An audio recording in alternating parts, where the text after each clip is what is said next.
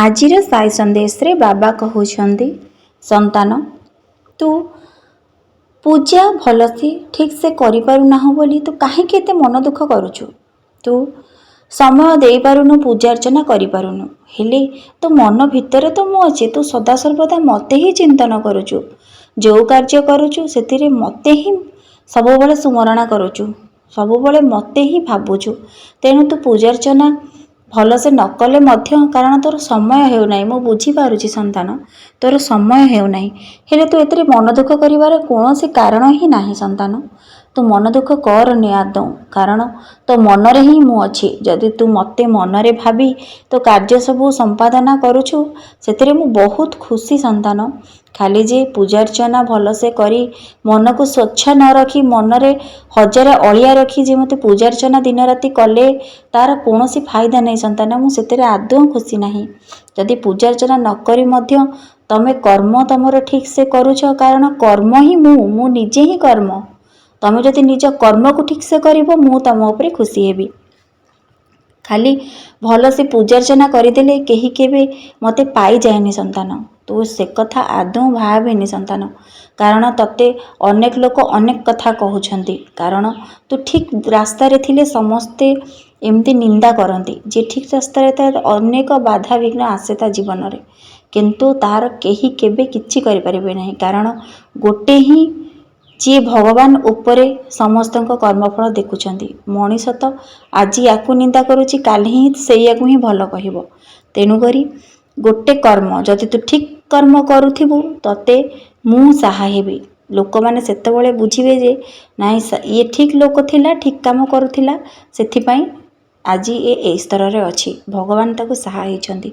तू केवल मते सुमरणा करी से कार्य तोर ठीक से करि चल। जे कार्य मु तते देइछि तू सही कार्य रे मन निवेश करी सही कार्य को ठीक स्तर रे पहुंचा, जेमती लोक माने तोर प्रशंसा करिवे। आज जी तोर निंदा करूछि काली तोर सेही से तोर प्रशंसा करिवो। संतान सेथिपई तू मते पूजा अर्चना करि पारुनु बोली बहुत मने मने व्यस्त होछु कि मु ठाकुर मो साई को भल से पूजा करि पारुनी, किंतु मु तो ऊपर बहुत खुशी। संतान कारण तू तो बुलिबा बेले खाइला बेले बसला बेले सब बेले तू मो कथा ही चिंता करूछु।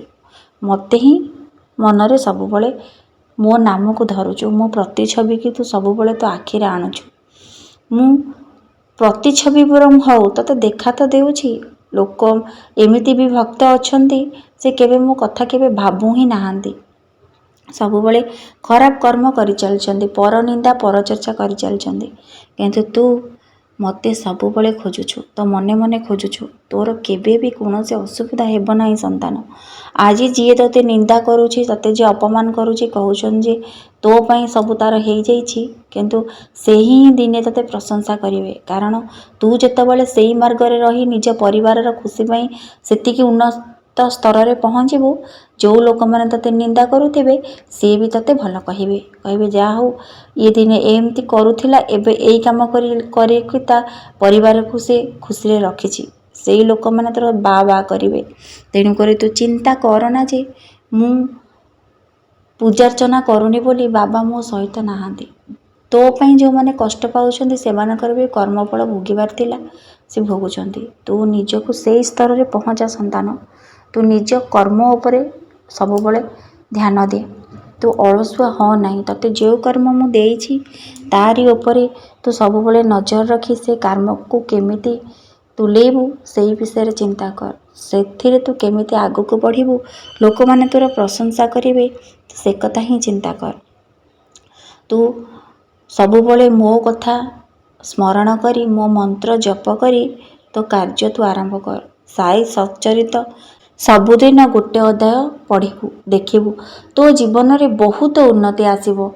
तू निजको एते अलसुआ भावेना, भाबिले किछि हब नहीं। संतान तोर जो कर्म दिया हेछि तू सेई कर्म रे संतुष्ट होई सेई कर्म रे तू केमिति उन्नति करिबू सेई विषय रे चिंता कर। भगवान जेझार कर्मफल अनुसार जेझाको जो कार्य देइछंती, तेणु करी तू से कार्य को सम्मान करी तो काम तू आगु को बढ़ी चल। तो सहित मु अछि। तू केबे भाबिबुनी जे मु କୌଣସି ଅସୁବିଧା ମୋର ହେବ, କାରଣ ତୁ ସବୁବେଳେ ମନରେ ବିଶ୍ୱାସ ରଖିବା ଦରକାର କି ପ୍ରଭୁ ମୋ ସହିତ ଅଛନ୍ତି, ମୋର କେବେ କିଛି ବି ହେବ ନାହିଁ, ମୋ ସାଇ ମୋ ସହିତ ଅଛନ୍ତି। ଯିଏ ଏତିକି ବିଶ୍ୱାସର ସହିତ ମୋତେ ମାଗେ ମୁଁ ତା ଉପରେ ସଦାସର୍ବଦା ସନ୍ତୁଷ୍ଟ ହୋଇ ରହିଥାଏ ସନ୍ତାନ। ତେଣୁକରି ତୁ ଚିନ୍ତା କର ନା, ସବୁବେଳେ ମୋ ସାଇ ସଚ୍ଚରିତ ପଠନ କର, ମୋ କଥା ସ୍ମରଣ କର, ମୋତେ ସବୁବେଳେ ବିଶ୍ୱାସ କର, ତୁ ଜୟଯୁକ୍ତ ହବୁ।